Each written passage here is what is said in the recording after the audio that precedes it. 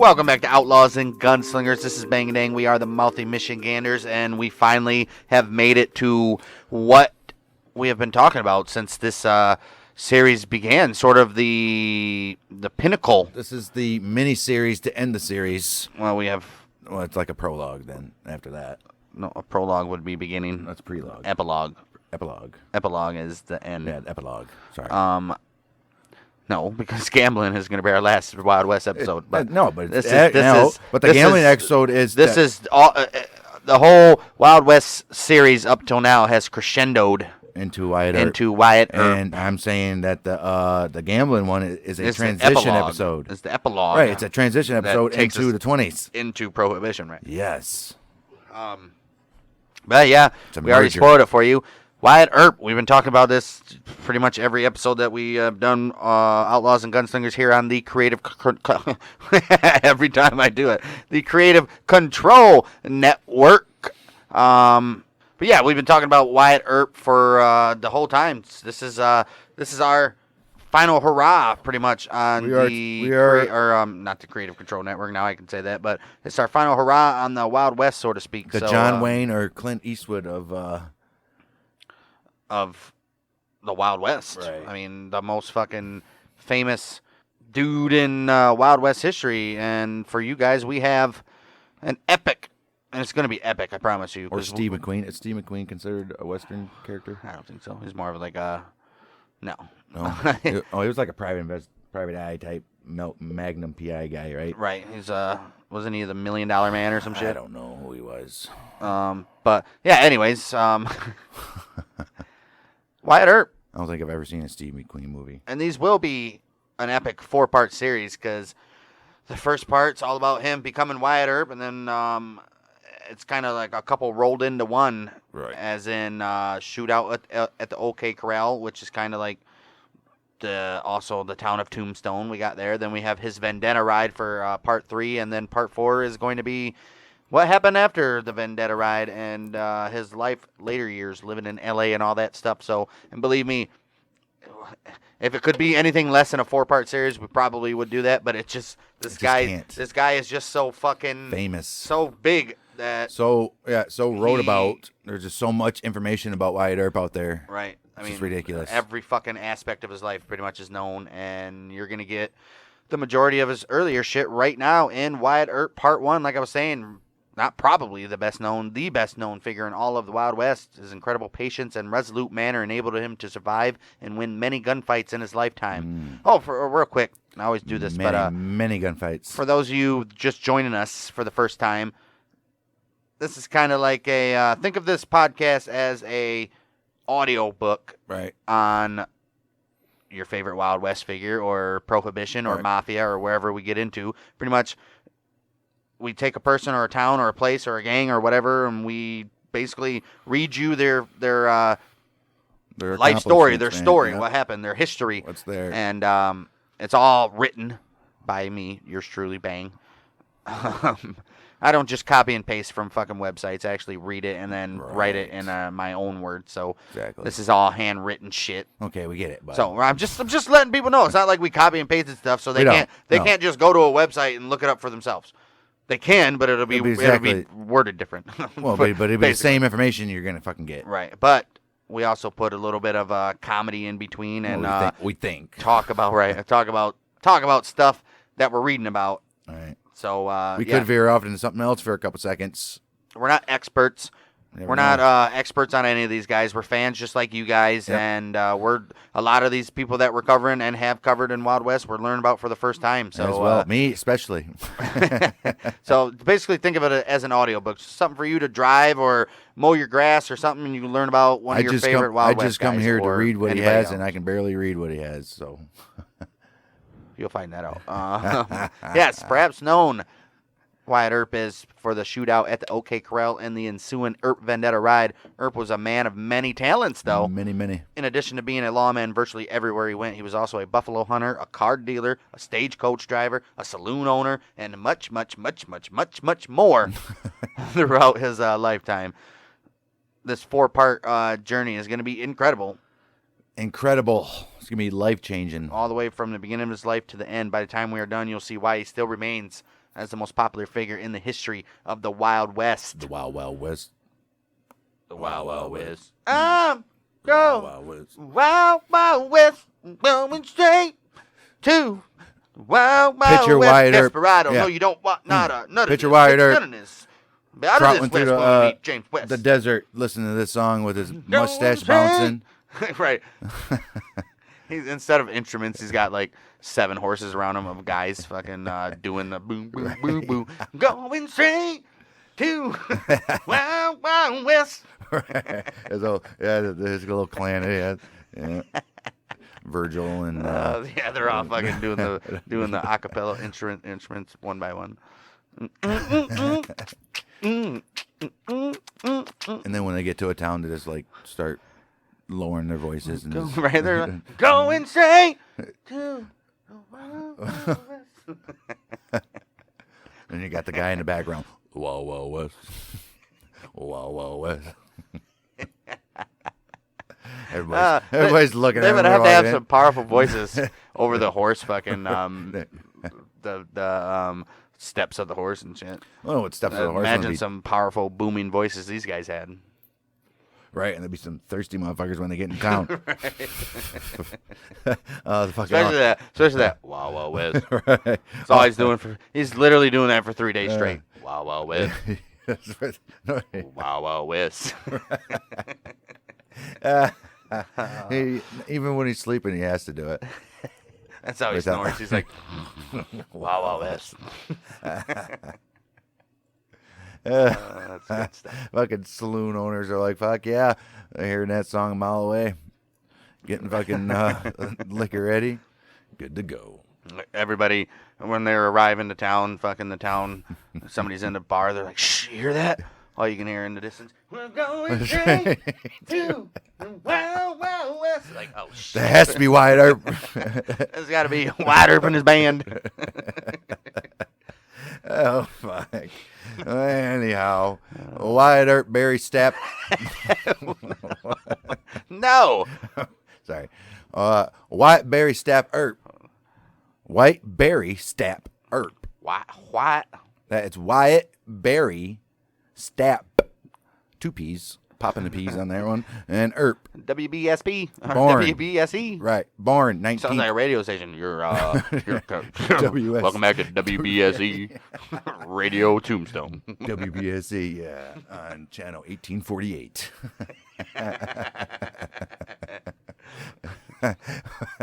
Well, anyway, WBSE was born on the 19th of March in 1848, the 4th child of Nicholas Porter Earp and his second wife, Virginia Ann Kuksky. Second wife. He was named after his father's commanding officer in the Mexican-American War, Captain Wyatt Barry Stapp of the 2nd Company Illinois Mounted Volunteers. The Tooth. Whoa. The Tooth Company. 2nd Company Illinois Mounted Volunteers. Yeah, I know, but it should have an N. SND. Oh. That's the Tooth. It's the Tooth Company. All right.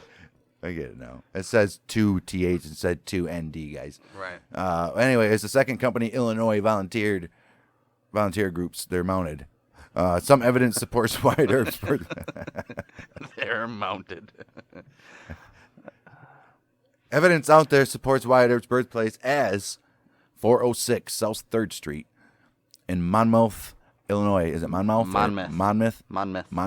Monmouth, Illinois, though the street address is disputed by Monmouth College professor and historian William Urban. Right off the bat, we have something disputed. Right, about Urban's this like, guy. see, I don't agree with that. So where did this guy? They don't say. They don't say why he disputed or anything? Right, he's like, I dispute it, but I don't know where he actually. Then they had to change it. Like, all right, guys, fuck that.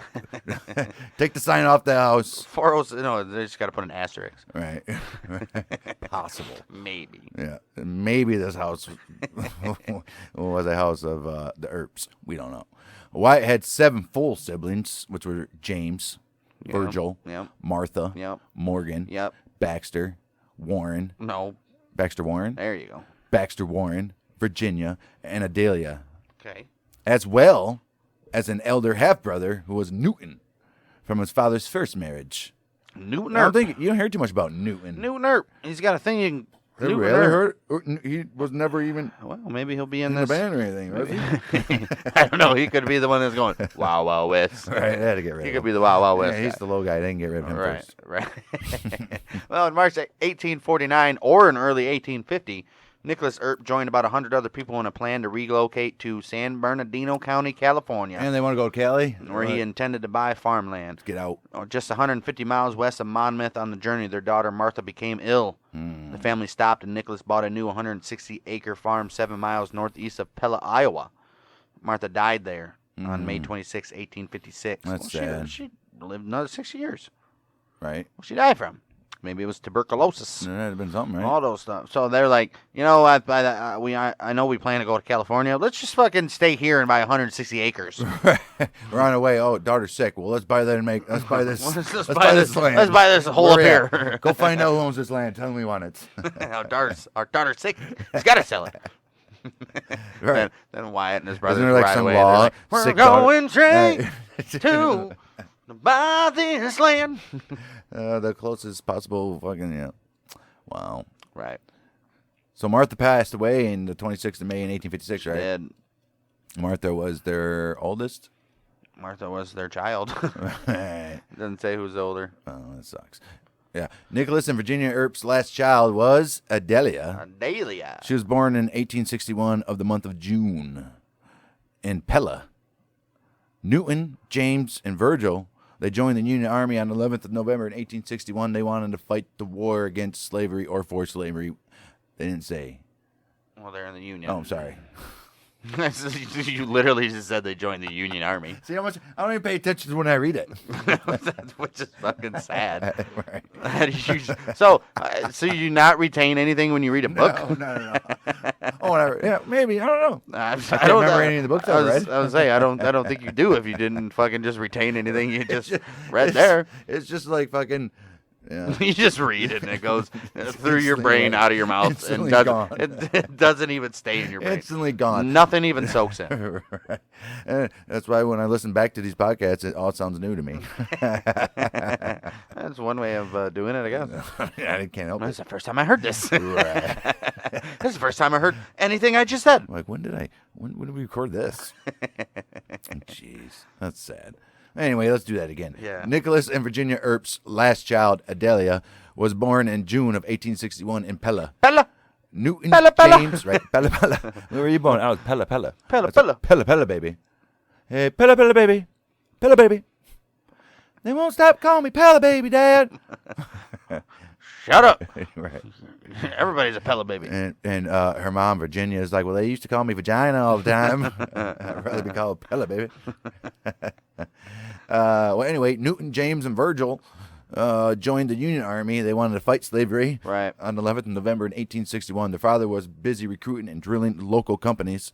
So Wyatt and his two younger brothers, Morgan and Warren. Their father was busy recruiting and drilling local companies, as in like drill sergeant-ish. I guess what it sounds like. Right. So their father was in the Army as well. Okay. So Wyatt and his two younger brothers, Morgan and Warren, they're like, "Fuck it, we're gonna tend to these 80 acres." So 80 acres of corn. and they all stood in line and said, "32, ha!" Let's go. It's 32 hectares or hectares or Right. some whatever the fuck. they are. 80 acres of corn. Right. It wasn't always corn because they had to harvest it. So like 80 acres of just dirt for a couple months. Oh, I think that year it was corn. Yeah. A cornfield, put it that way. Okay. Or just a field that grow corn. Can't grow corn every year. Corn every year. Corn, you might be able to. No, you gotta spit it off. No, you don't have to. You do. Just your yield won't be as good. Right. So usually people switch out between three things: soybeans, corn, and either potatoes or some sort of pepper or something. Anyway, yeah, they had to tend their 80 acres, Warren, Wyatt, and Morgan, of corn. Wyatt was only 13 years old at this time, too young to enlist. He tried on several occasions, but the Army was like, no. His father found out. The Army found out. He's just a little boy. Just a little boy. They might have took him if a daddy didn't know, right? Might be like a, might be able to what is sneak that you one in. book? They had like 13, We all had to 14. read it in school. Fucking kid He was like 13, went away, and he was like the drummer boy Yeah, in the the drummer fucking boy, right. in the Union. Right. I forget what it was. What was that book? I You know what I'm talking about. Yeah, I know exactly. Right. So, yeah, of course they would have took him. They usually they're flag guys or drummers, yeah. Yep. They're usually 13, 14-year-old kids. Yeah. I get it. So, really, the reason why he got neglected because Daddy was there and was like, no, you got to go back home, buddy. Right. James was wounded severely in Frederickstown, Missouri, and returned home in the summer of 1863. Okay, so his brother's wounded. He's like discharged. Well, Nicholas Earp's like, well, I'm going to organize a wagon train and head to San Bernardino finally. And he arrived on December 17th. Along the way, Wyatt was given his first weapon, a combination shotgun and rifle. Well, combo rifle, huh? To help protect the family against the attacking Injuns. Young Wyatt soon acquired a 6-gun and practiced every day, becoming a deadly marksman. Hey. Newton and Virgil fought several battles in the East and later followed the family to California. By the late summer 1865, Virgil found work as a driver for Phineas Banning's stagecoach line in California's Imperial Valley, and 16-year-old Wyatt assisted. Okay. In spring 1866, Wyatt became a teamster, transporting cargo for Chris Taylor. From 1866 to 68, he drove cargo over 720 miles on Wagon Road from Wilmington through San Bernardino, then Las Vegas, Nevada. So, yes, we've done a thing about Las Vegas, Nevada. Even Wyatt Earp was there. We didn't do anything in Las Vegas, Nevada. We did Las Vegas, Mexico. New Mexico, that's right. Wyatt Earp wasn't in New Mexico. Then Las Vegas, Nevada goes to Salt City, Utah. So, yeah, he was he was a wagon guy. Right. It was boring. He didn't like it. Making money, I guess, right? I don't think they would have said, you think he would have shot somebody? He probably did. Nobody tried to rob him in that time? Well, that spring of 1868, Wyatt Earp was hired to transport supplies needed to build the Union Pacific Railroad. Like, we need your son to go deliver these supplies to this railroad company. And he's like, we're going to railroad? He's like, damn right, son. America will be connected. That's not even a transatlantic. Yeah, it's Union Pacific. Right. That's what you just said. Yeah. Union Pacific, yes. Exactly. Right. Also, in spring of 1868, okay, the Earps moved east again. Damn. They're like, fuck the Wild West. Fuck San Bernardino. We're going back to the normal east. Normal east. Yeah, the normal east. We're going straight back to the normal east. The normal east. Normal east. This time they go to Lamar, Missouri, where Wyatt's father, Nicholas, became the local constable. Oh, shit. Wyatt rejoined the family the very next year. He's like, I'll still driving cargo. He's like, I'll rejoin you in another year or so, Pa. He's like, this is nice homestead, Pa. Pa's like, thank you, son. Right. Like, I'll get to work on that. Proud of what you're doing out there, boy. Get to work on that 32 hectares of corn. Right. Well, maybe soybeans one year and maybe potatoes another year. You know, we can't grow corn every year.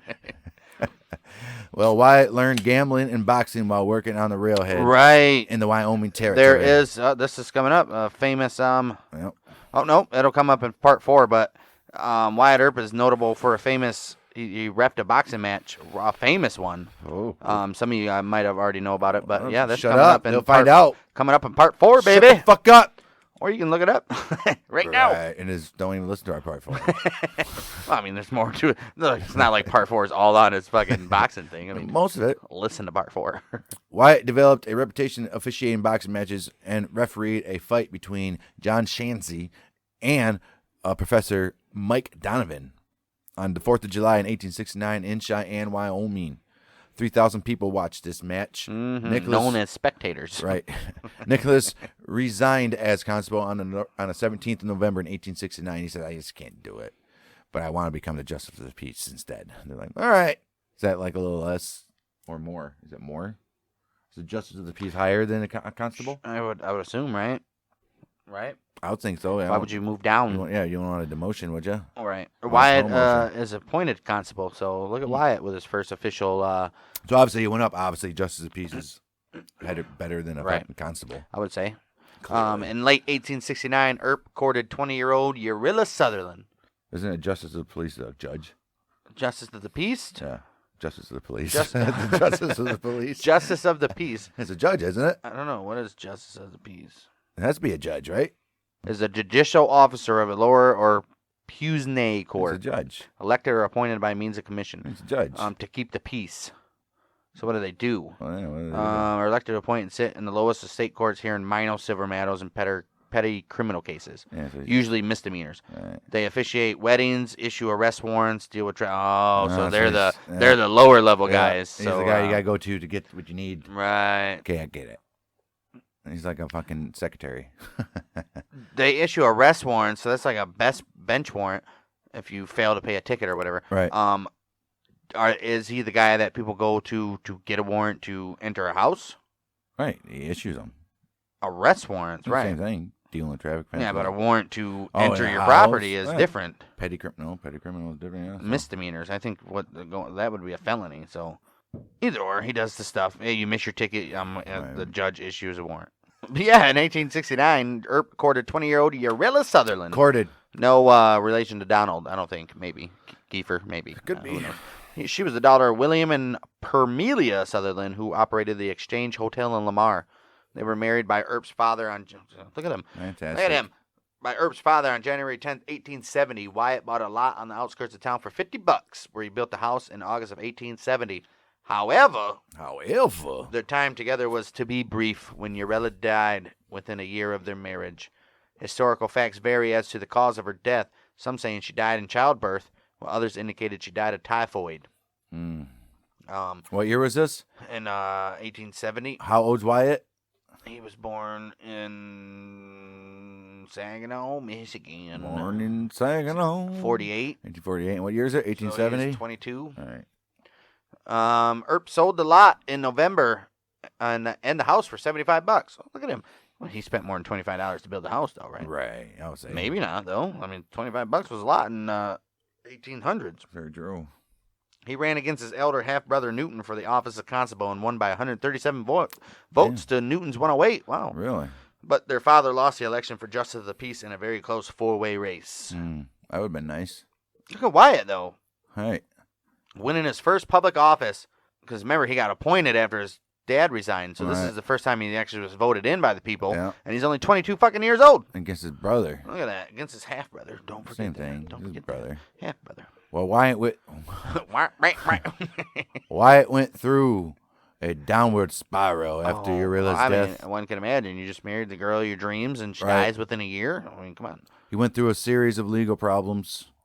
On the 14th of March in 1871, Barton County, Missouri, they filed a lawsuit against him and his sureties. Sureties. Sureties. What is that word? Sureties. His sure ties. I'm pretty sure he got some ties. I'm sure he got some ties, at least. We're gonna get some sure ties. Fine, he was constable. He has that. Like, I'm pretty sure he has ties. There's sure ties. There's sure I'm ties. pretty sure he has ties. And we're sure he has ties. Sureties. Anyway, they filed lawsuits against him and his sureties.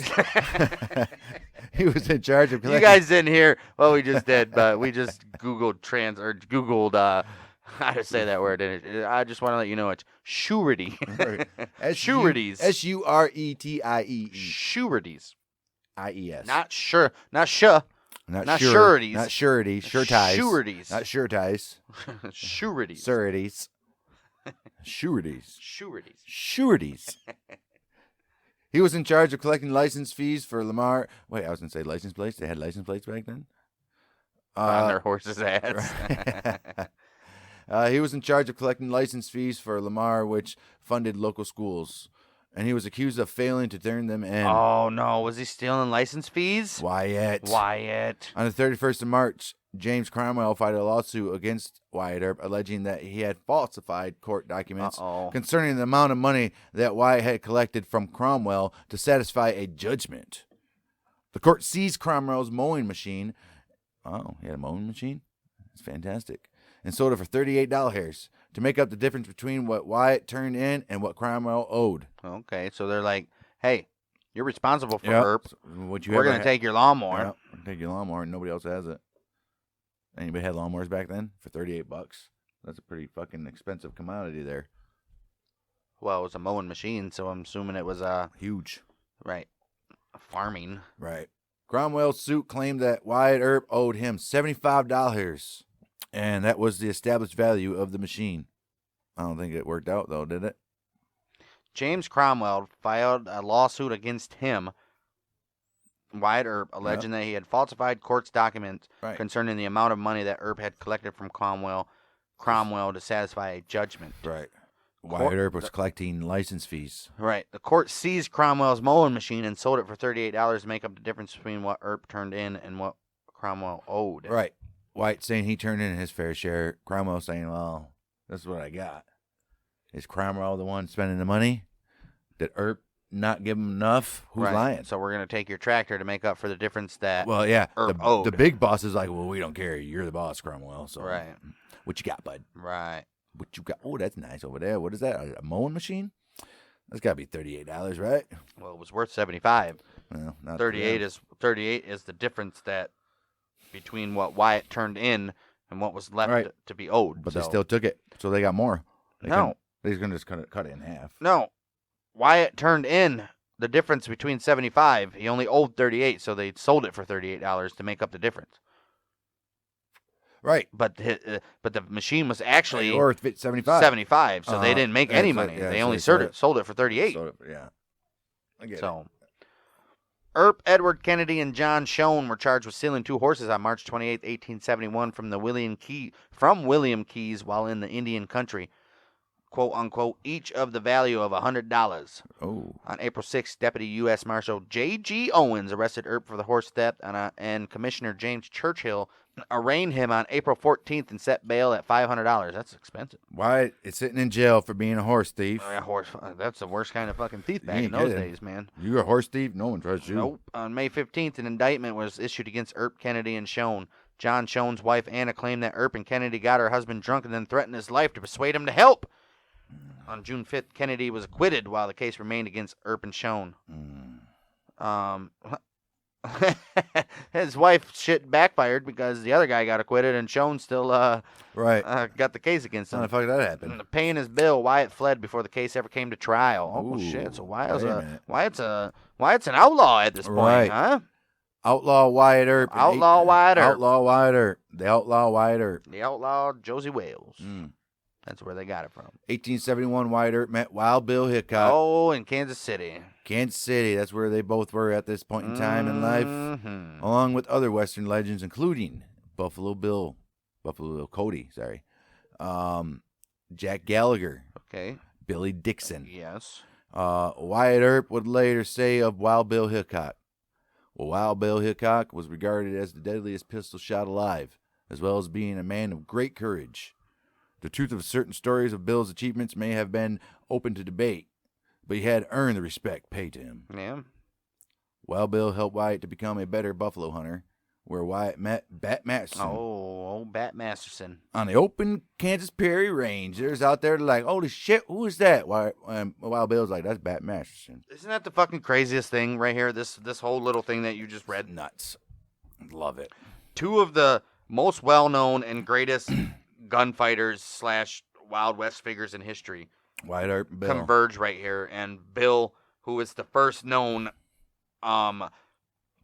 gunslinger, fucking gunfighter, lawman, which made like the Clint Eastwood's popular, and John Wayne's. He helped Wyatt become a fucking buffalo hunter and be better at it, like be a better shot and whatever. Would make whatever him a better they taught him, make him a better fucking human. Right. That's crazy. Smarter human. That's crazy. If it wasn't for Wild Bill, I don't think Wyatt Earp would have been who he was, right? I mean, buffalo hunting, shit like that, being out in the wilderness and shit, makes you a better leader. I'm sure they had... a decision maker. I'm sure they had lots of personal combos as well that have never been documented. So Doc Holliday ain't dumb either. When he met Wyatt Earp, he was like, this is the dude I want to stick around. Right. This dude I want to stick around. We'll get there. Was Doc and Wild Bill together? Ever? That'd be some fucking shit. I don't know. That'd be some I don't think shit. so. These motherfuckers play some poker together. It was never mentioned in the Wild Bill or Doc Holliday episode we did, which you guys can go back and listen to. We did one on Doc. We did one on Wild. Wild Bill is our first episode, and obviously it was fitting to start with him because he's the first known gunslinger. I mean, when you realized that we did Wild Bill as the first, and we're doing Wyatt as the last person, right? Friends to the end. Friends to the end. Right. I mean, it's just crazy to me that Wyatt and fucking Wild Bill, man. And then Wyatt runs into Bat Masterson on an open prairie in Kansas. Right. Out of nowhere. I don't know. He's like, hey. He's like, Bat Masterson? He's like, hey, I heard you singing. What were you singing? He was like, I'm going sing to West. I think we can be friends. He's like, hey, excuse me, sir. Can you just go Wild Wild West? He's like, what? I mean, just do it. Come on. Just do it. Come on. I want to see what you got. Wow. No, lower. Wild Wild West. There you go. Hey, man, what's your plans, bud? You want to ride with me for the next 20 years and just do that over and over I can pay you again? in advance like 2 gold shillings right now. Shillings? What are we in fucking London? Earp was listed in the Peoria County Dictionary, not dictionary. It was a Democrat. Peoria City Directory. Right. During 1872 as a resident in the home of Jane Haspel. Although Stewart N. Lake took notes of a conversation with Earp years later in which Earp claimed he had been hunting buffalo during the winter of 81. Okay. During the winter of 71-72. Well, Peoria police raided Haspel's home in February 1872, arresting 4 women, Wyatt and Morgan Earp and George Randall. Oh, shit. The men were charged with keeping and being found in a house of ill fame. Oh, shit. Meaning these motherfuckers up no good. Yeah. They were each later fined $20 plus in costs. Oh, no. Both Earps were arrested for the same crime again on May 11th, and each was fined $44.55. So it doubles? Pretty much, yeah. This is your second offense, guys. Right, it's doubled. The Peoria Daily National Democrat reported that Earp had been arrested once more on September 10th, 1872, and this time he was aboard a floating brothel that he owned named the Beardstown Gunboat. Oh, jeez. A prostitute named Sally Heckle was arrested with him, and she called herself his wife. All right. She was likely the 16-year-old daughter of Jane Haspel. Wow. The newspaper wrote about the incident, saying, some of the women are said to be good-looking, but all appear to be terribly depraved. Right. John Walton, the skipper of the boat, and Wyatt Earp, the Peoria bummer, were each fined $43.15. Sarah Earp, alias Sally Heckle, calls herself the wife of Wyatt Earp.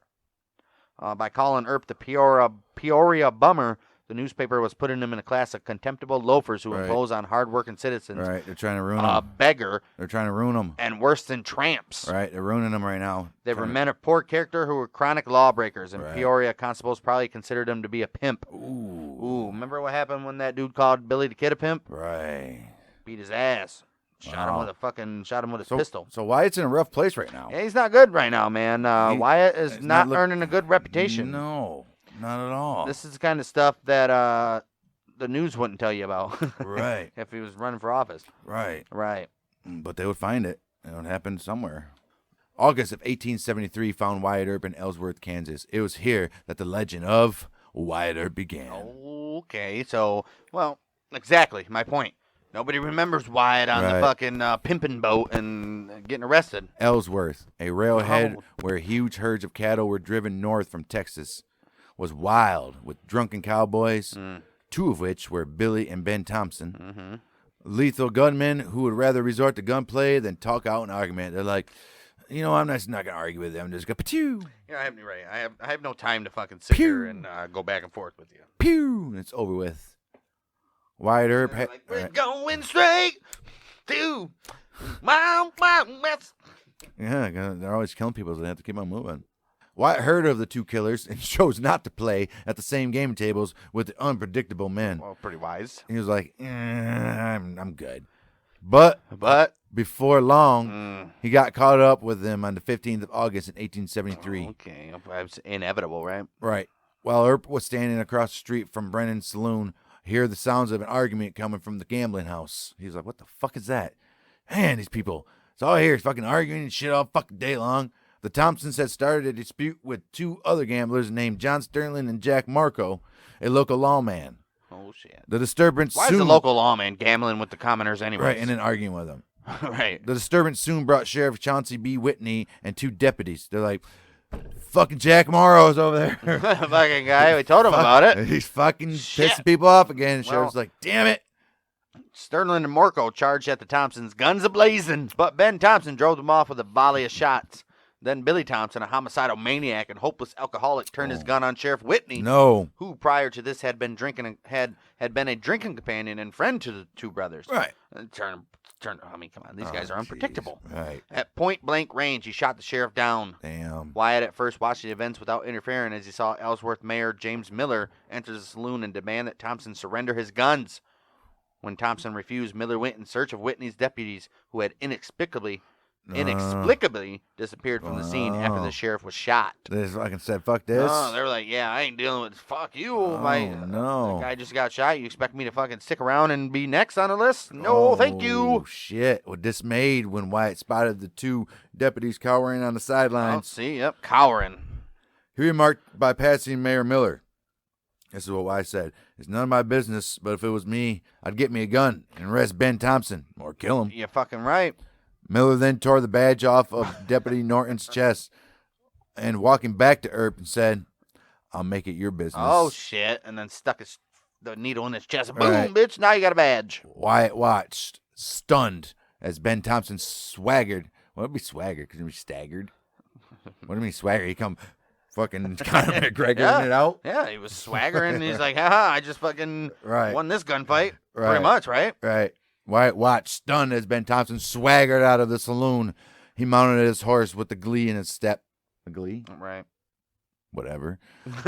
As Brother Bill waved goodbye. He's like, bye, Ben. He said, bye, Billy. Y'all come back now, you hear? I'd like to do another gunfight with you real soon. Wyatt, very disgusted, looked at the deputies in the mayor and said, what kind of fucking town is this? Right. He's like, are you kidding me? Really? Really? We're standing here meekly across the square. And this is what's going to happen. And the deputies and the mayor are now way across the square. They got away from that fucking scene as fast as they could. Well, borrowing a pair of 6-shooters, he followed Ben Thompson, who was now about a block away. So Wyatt said, fuck this shit. He's going to follow this motherfucker? He's got the badge now. Oh, right. Remember? Right. When he caught up with him, he demanded that Thompson throw down his gun. Thompson, who knew of Earp, complied, and Wyatt marched him to jail. Wow. Ben Thompson was fined $25 for disturbing the peace, and a warrant for murder was issued for Brother Billy. Oh. So impressed was Mayor Miller that he offered Wyatt the job of town marshal at $125 a month. That's a hell of a salary. Right. But Earp declined. He said, nope. Handed Miller back the badge and saying he intended to go into the cattle business with his brothers. Right.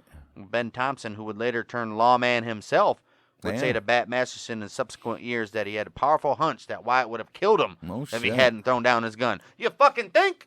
Damn. So maybe like Wyatt was like a turning point in Ben Thompson's life, getting caught by Wyatt, and it was like, damn. Right. He's like, I can't continue these ways. I should be a lawman. I'm a lawman myself. I'm gonna direct my career the same latitude or how Earp had just done. Do what Earp just did. Did he though? Right. Because you figure this is like an important little transition that we just witnessed here as Wyatt was wanted and known for being a horse thief and being a pretty much a fucking piece of shit. Right. Into now he's a lawman. He was a lawman at that time because the badge was fucking thrown upon him. I mean, he was always and basically he brought down somebody who murdered somebody. Right. There's always good intentions at heart, but the dude's gonna do wrong if he has to. Well, that story of how Earp had backed down Ben Thompson's suits spread up and down the Chisholm Trail, and the Wyatt Earp legend was born. Ooh. I mean, yeah, if this last thing that I just read didn't tell you, or that this last 2 paragraphs that me and Dang just read didn't just show you what transformed Wyatt Earp into who he'd become coming down. I mean, this is probably the most important part of his story right here, what we just read. Perfect part. Yeah. Well, it's early 1874. Well, anyway, Wyatt and Sally moved to the growing cow town of Wichita, where his brother James ran a brothel. Back in his old ways. Yeah, but he's feeling good now. He's on the law side. He's like, but I still love me some naked women. He's not on the law side because he's not an official law of anything. Right, remember, he turned it down. But he's getting better. Maybe. That was good enough for his reputation where, hey, this motherfucker helped us for a while.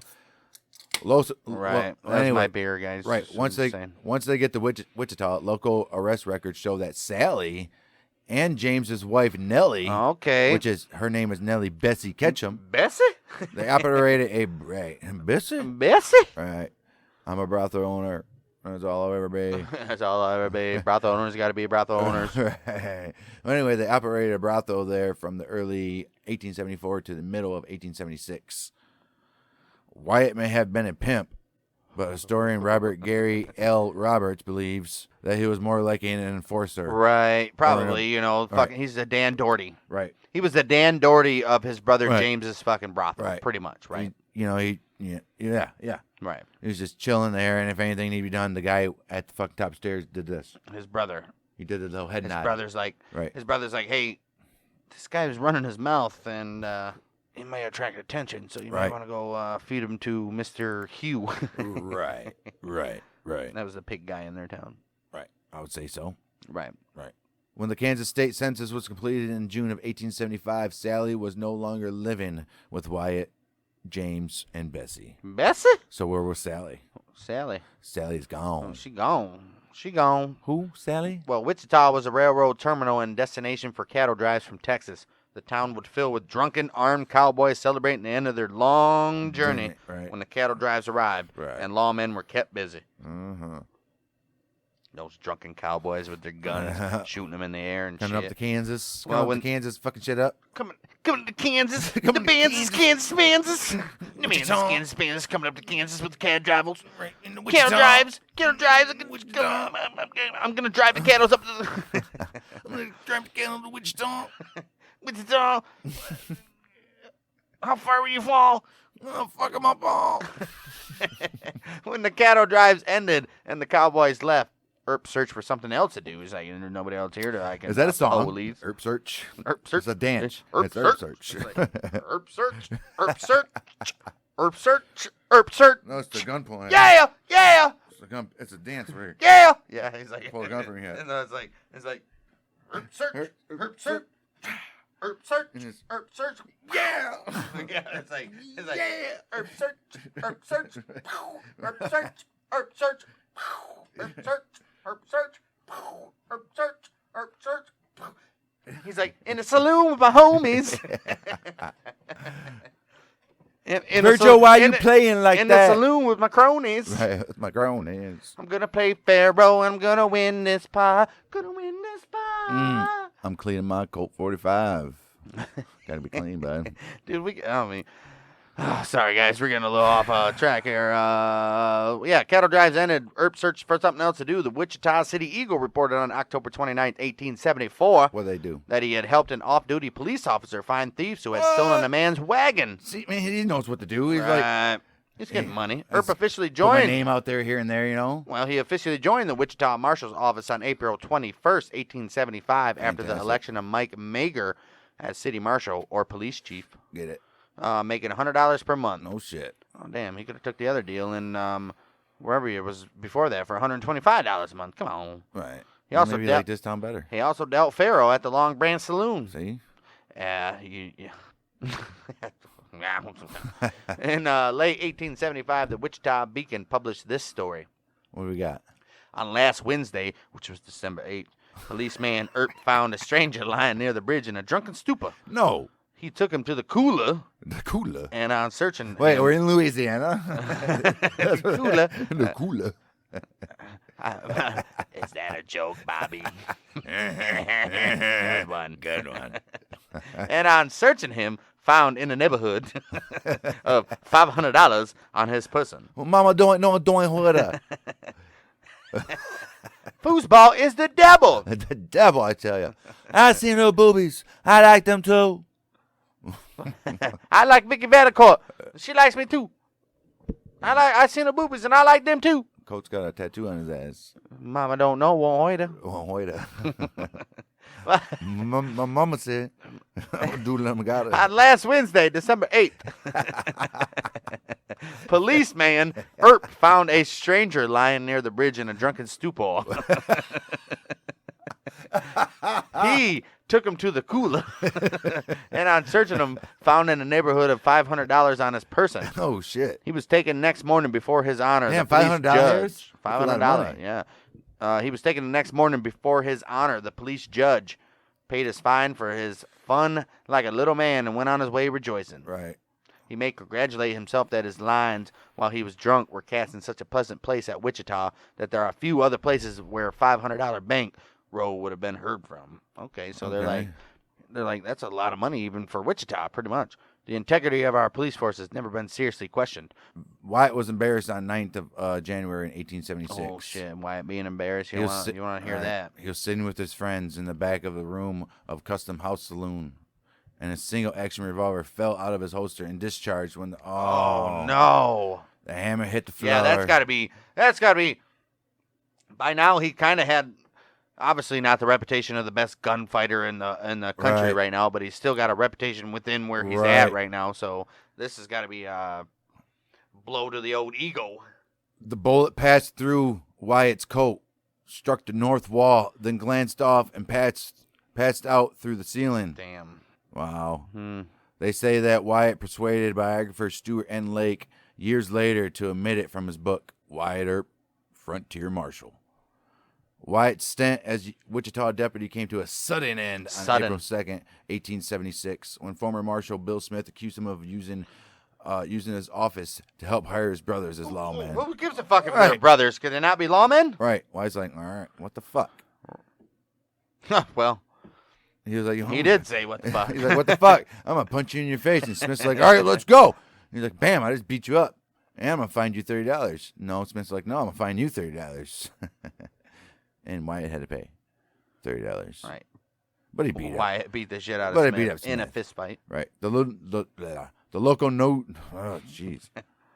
The local newspaper reported, it is but justice to Earp to say he has made an excellent officer. All right.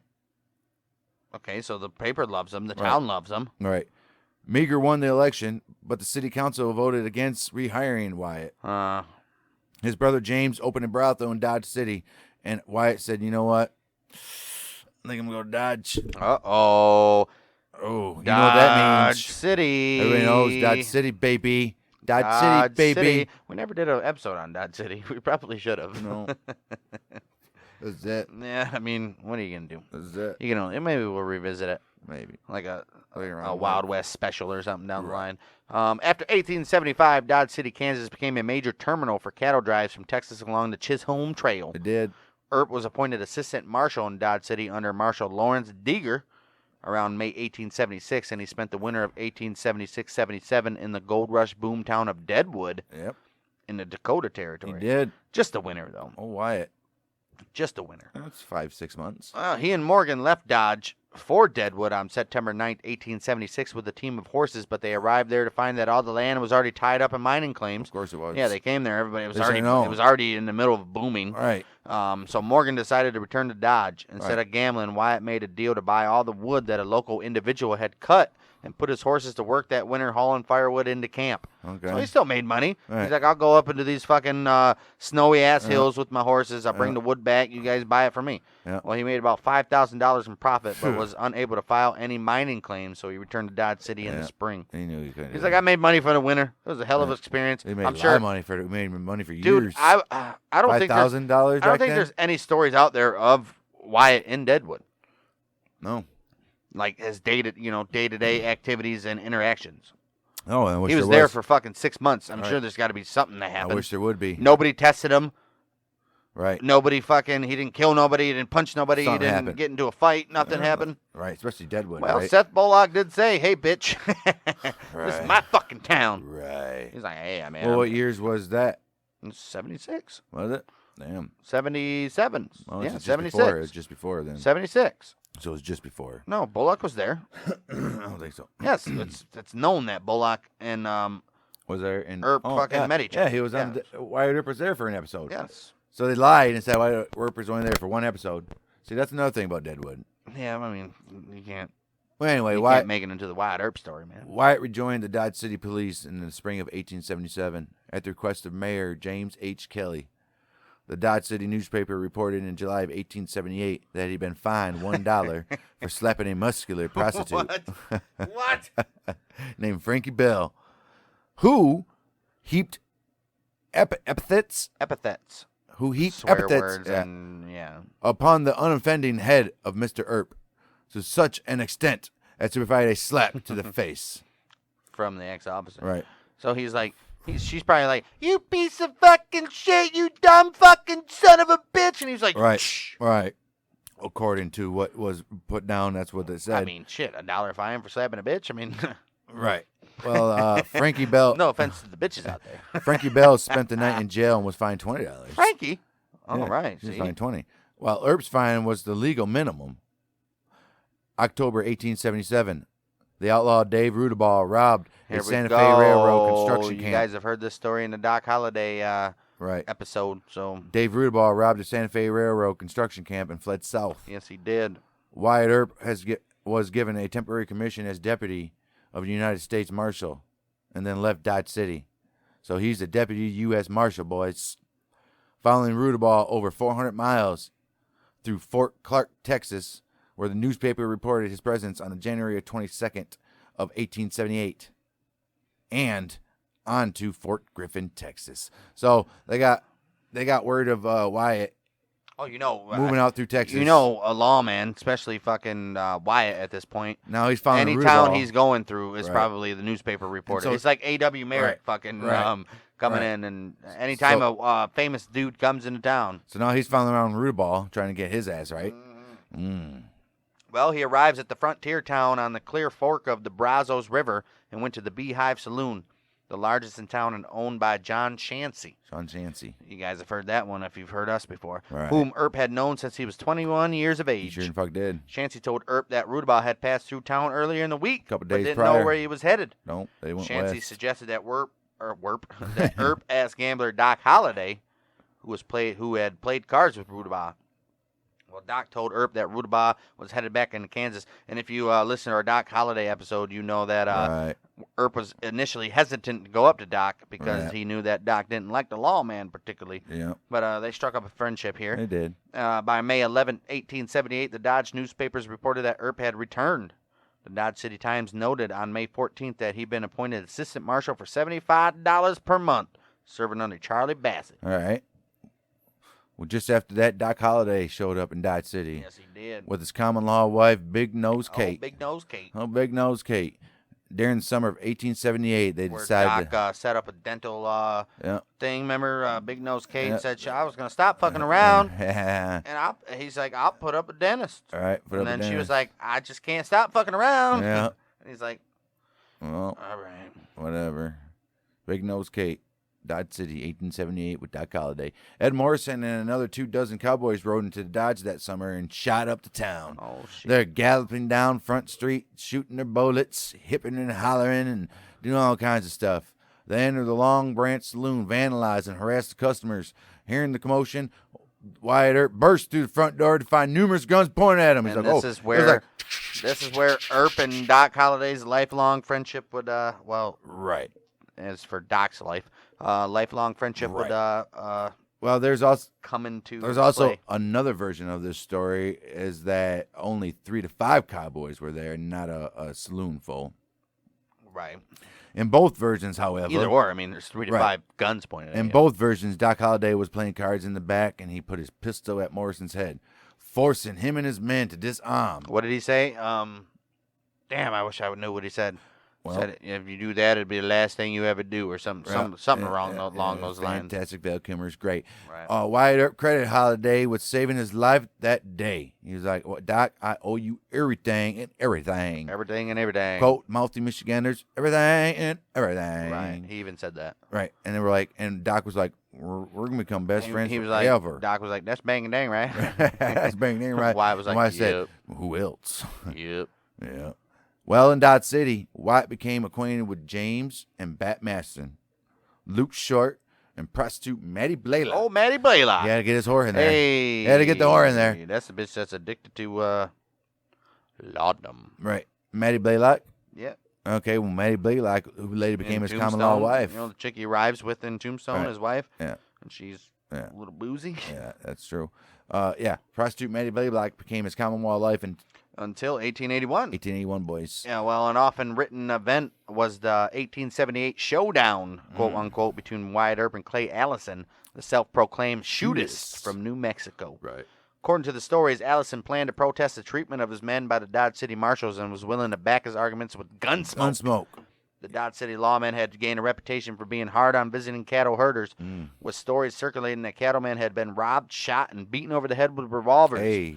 George Hoyt, who had at one time worked for Clay Allison, had been shot to death while shooting a pistol in the air in the streets of Dodge City. Well, you don't do that. Well, obviously, right?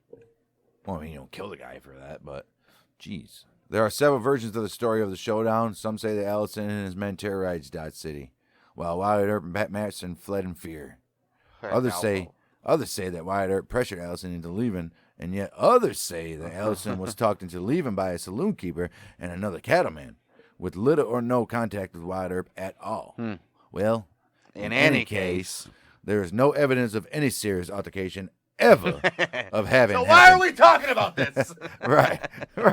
Historians basically surmise that Allison might have come to Dodge City looking for trouble, but nothing really happened. While Allison and his men went from saloon to saloon fortifying themselves with whiskey. Damn, this motherfucker's stacking up. I'm going to fortify myself with whiskey. Right.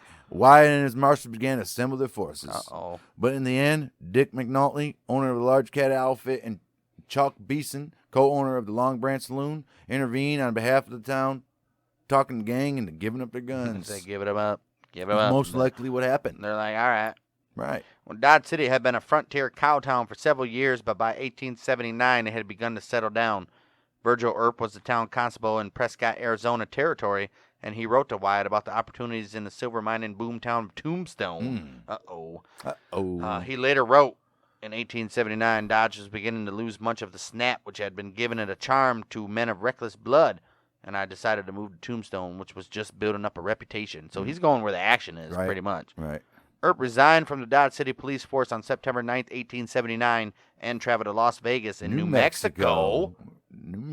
He was in Las Vegas, New Mexico then, with his common-law wife, Maddie, his brother Jim, and Jim's wife, Bessie. Jim and Bessie. They were reunited there with Doc Holliday and his common-law wife, Big Nose Cake. Big Nose was there, too. And the six of them went on to Prescott, Arizona territory. They did. And on and on to Tombstone. Well, Virgil was appointed Deputy U.S. Marshal for the Tombstone Mining District on the 27th of November in 1879. Was. 3 days before they left for Tombstone, by U.S. Marshal for the Arizona Territory, Crowley P. Drake. Virgil was to operate out of Tombstone, some 280 miles from Prescott. That's a long ways on horseback. His territory included the entire southeast area of the Arizona Territory. Wow. Wyatt, Virgil, James, and Earp. And Earp. That's the dude saying. Like, Earp. It's like a car fucking alarm. Earp. That's their horse alarm. Earp. That's the cat call when they come in. Earp. They're like,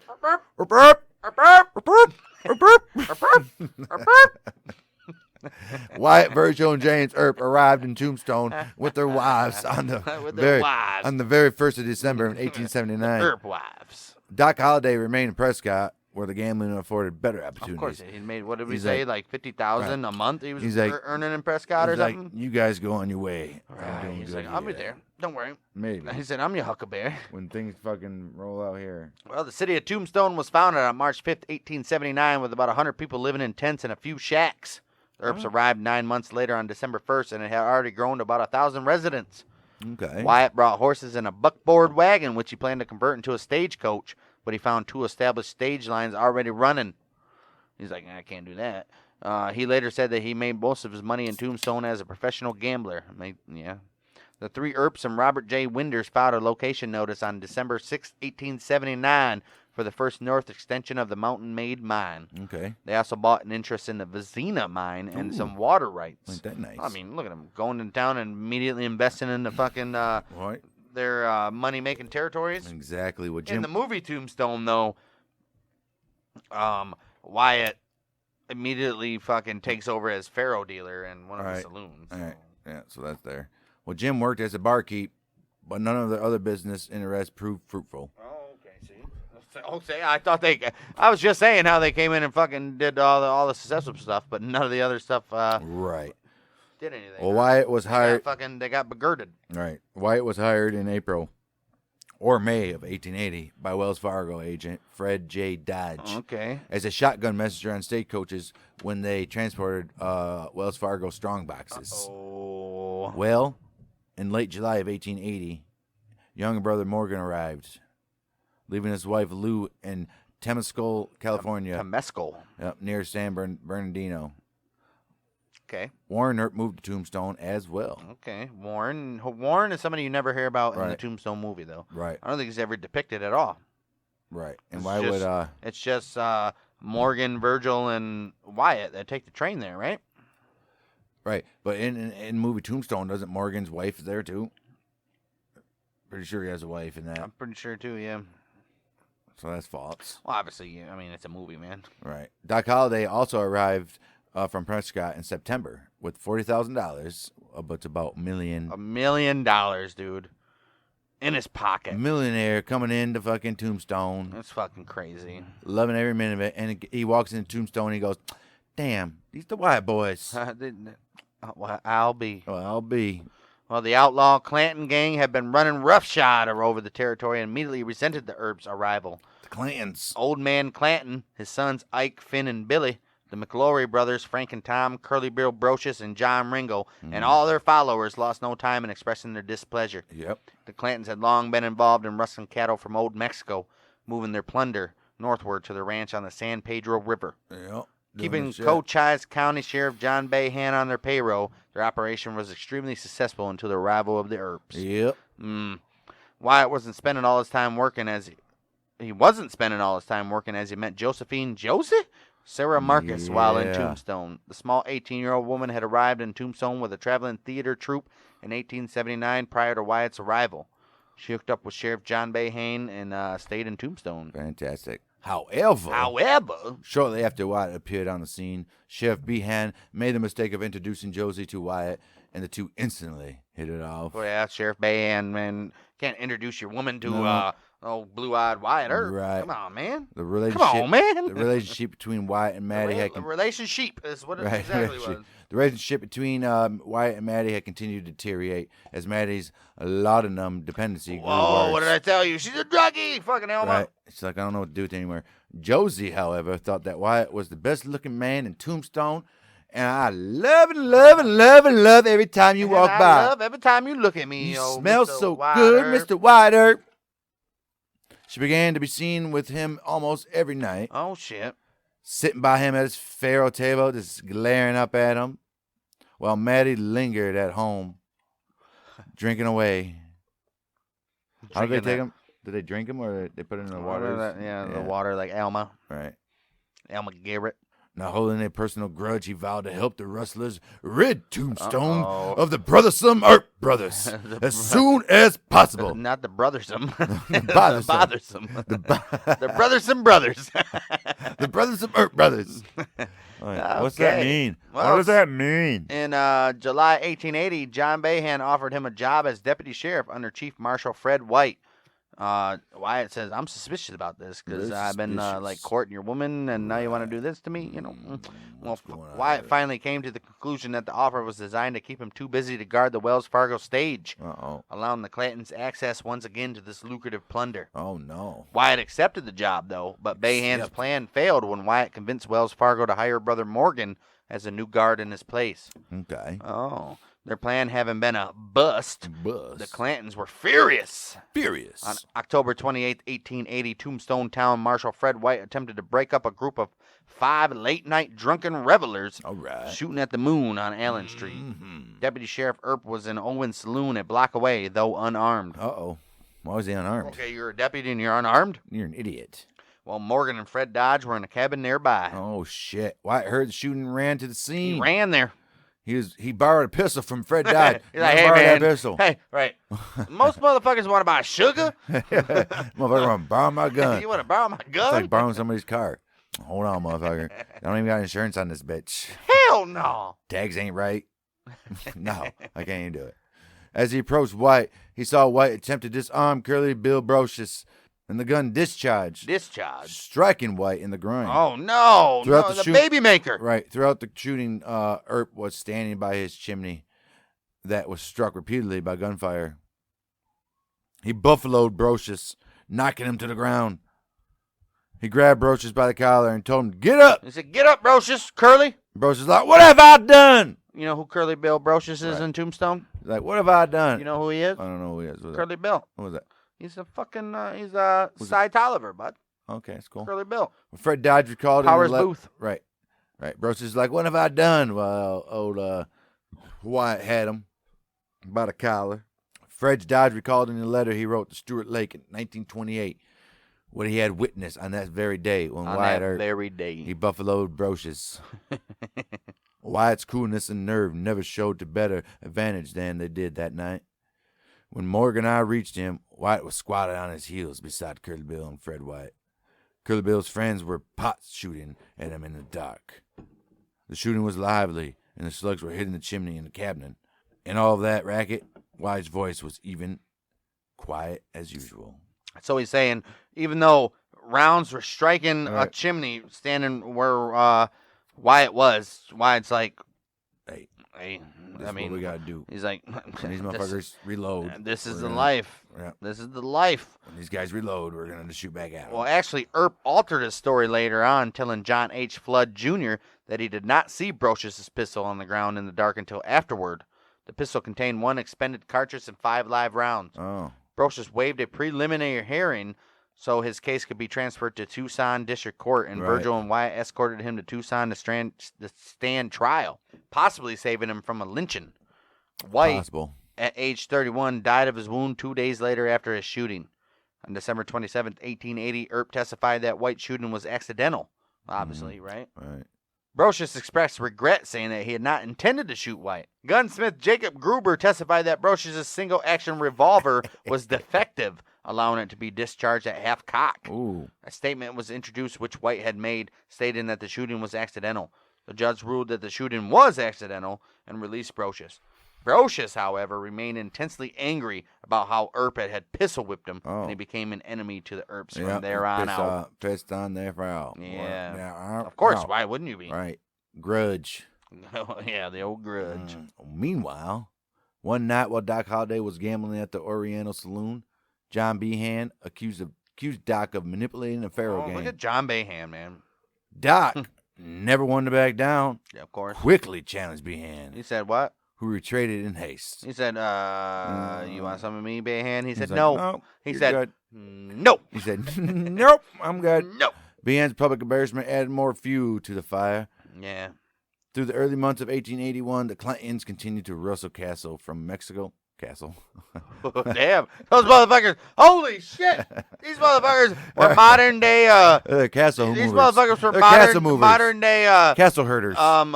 Manufactured home movers. You see those fucking trailers coming to manufactured home. Did castles. These fucking guys were fucking hauling castles on fucking horseback. Pulling those motherfuckers through the desert and shit. Wide load. Oversized load. That's where the red flags came from. Right. And it wasn't the bulls. It was the fucking castle herders. These motherfuckers were wrestling castles. The wrestling castlers. Oh, damn. Wrestling castlers. Right. No, not the castle themselves, right. But the people who lived in the castles. If you need somebody to wrestle your castles, castlers. We wrestle the biggest castles in town. No job too big or small. Too small or big. We'll wrestle them all. We'll wrestle them all. All the castles. Oh, jeez. Horses are not provided. Right here. Horses not included.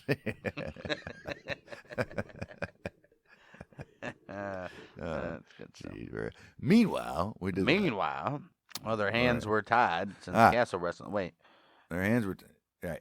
They continued to wrestle cattle from Mexico, remember? Yeah. Through the early months of 1881, the Clintons continued to wrestle cattle from Mexico. Yeah. A crime. Cattle. Right. That makes more sense. A crime that the Earp Lawman could do nothing about. Right. What are they going to do about it?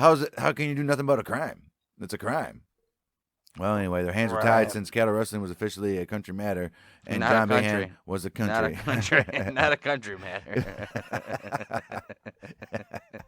I'm sorry, guys. I mean, come on. Right. We're like.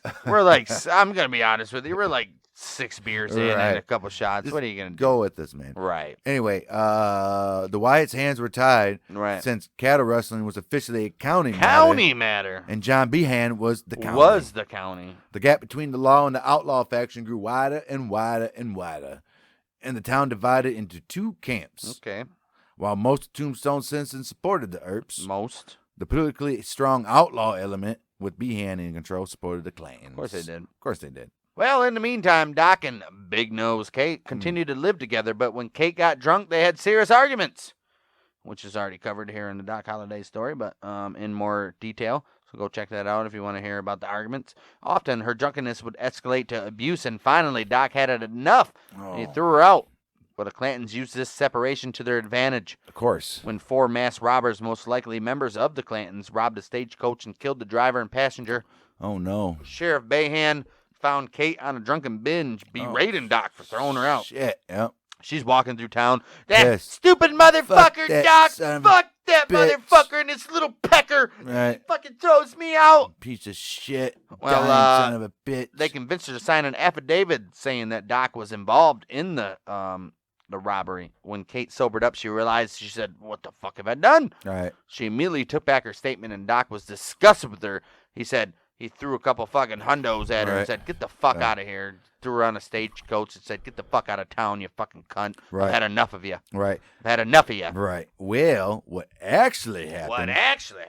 The masked robbers robbed the passengers in the strongbox, but they were recognized by their voices and language. They were identified as Deputy Sheriff Pete Spence, an alias for Elliot Larkin Ferguson, if anybody knows that name, and Deputy Sheriff Frank Stillwell. Oh, Frank Stillwell. A business partner of Spence's. Yeah. Stillwell was fired a short while later as a deputy sheriff for Sheriff Behan for county tax accounting irregularities, supposedly. Wyatt and Virgil Earp rode with the sheriff's posse to track the stage robbers. Wyatt discovered an unusual boot heel print in the mud. Oh, damn. He was like, "Look at this. What is he, a tracker?" This boot heel is very unusual. It's an unusual boot heel. The pilot checked with the shoemaker in Brisbane and found a match. Damn, this is CSI shit. I know, they fucking... how'd they take it? Right. Yeah, What'd they do? Dug it out of the ground. Right, they dug up carefully, the fucking chunk, and what is this heel? Right, what is this? And the shoemaker in Brisbane was like, "You know what? I got this matching heel right here, and it's from Stillwell's boot." He just removed it from his boot. Right. So Stillwell got a new boot. Right. They just, Right. A further check of a Bisbee Corral turned up both Spence and Stillwell, who were arrested by Sheriff Deputies Billy Breckenridge and Nigel. Okay. Well, Spence and Stillwell were arraigned on the robbery charges before Justice Wells Spicer, who set their bail at $7,000 each. Ooh, they were released after paying the bail, but they were rearrested by Virgil for the Bisbee robbery a month later on October 13th on the new federal charge of interfering with a mail carrier. Right. That's fucked up. That judge knew, too, these motherfuckers about to be arrested again. The newspapers, however, reported that they had been arrested for a different stage robbery, which occurred on October 8th near Contention City, Arizona, less than 2 weeks before the OK Corral shootout, and this final incident may have been misunderstood by the McLaurys. Okay. Events now moved rapidly toward a final showdown. Uh-oh. Old Man Clanton was shot and killed by a band of vaqueros during a wrestling attempt below the border. No. His eldest son, Ike, whose rushed judgments would prove fatal, he took over the family reins, and you know what we're heading into.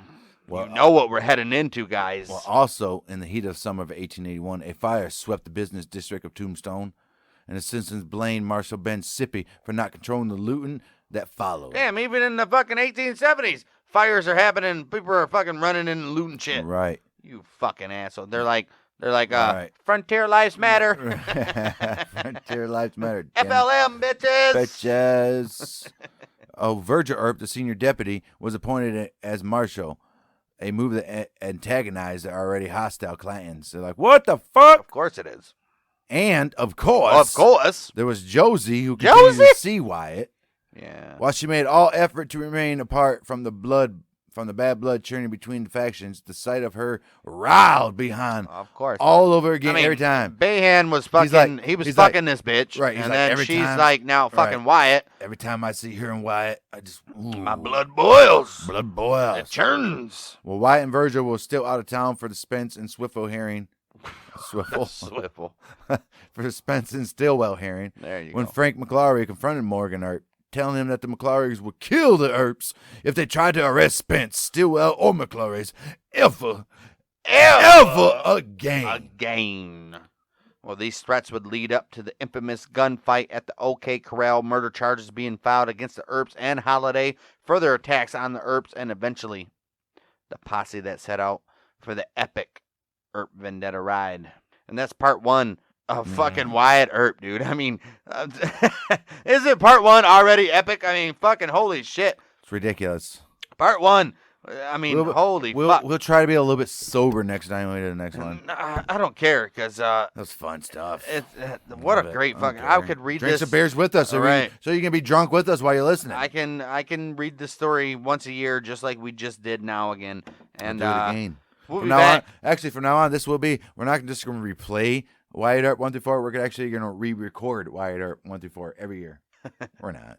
No, that's not happening We at lied. all. We lied. This is a special edition, Outlaws and Gunslingers, because this episode is going to be out on Tuesday, and Wyatt Earp Part 2 is going to be out on Friday. Yes, you heard that right. We want to get this 4-part series over with, so we'll have an episode Tuesday, Friday of the 4-part Wyatt Earp epic fucking saga. Ooh. And then we'll have our last gambling episode. The transition episode. The transition, the epilogue of Wild West. The prologue. Into the prologue. Prohibition. But for this 4-part series, there'll be 2 episodes a week for the next 2 weeks.